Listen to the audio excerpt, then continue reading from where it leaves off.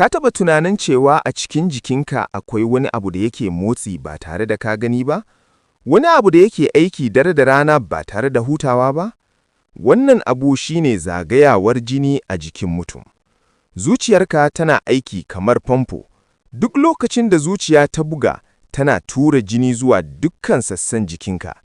Jinin nan yana ɗauke da oxygen da sinadarai masu amfani, yana kai su zuwa ƙwayoyin jikinka domin su baka ƙarfi da rai.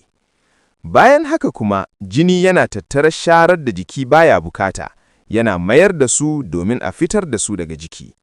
Abun mamaki shine, idan aka hada dukkan hanyoyin da jini yake bi a jikin mutum, tsawonsu zai iya kaiwa kilomita 200,000.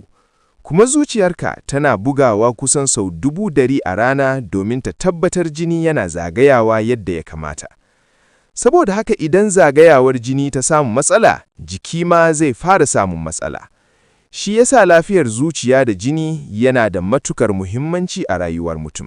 Don haka, ka riƙa motsa jiki, ka riƙa cin abinci mai lafiya, ka guje damuwa da abubuwan da ke cutar da jiki, domin zuciyarka tana aiki tukuru domin ka rayu. Idan ka koyi wani abu daga wannan bidiyo, ka danna like, ka yi subscribe, sannan ka raba wa sauran mutane domin su ma su amfana.